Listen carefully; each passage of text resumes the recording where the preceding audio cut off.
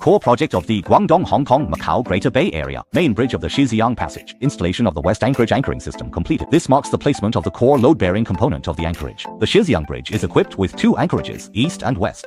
A circular gravity anchorage scheme is adopted. The structure is massive and the construction period is long.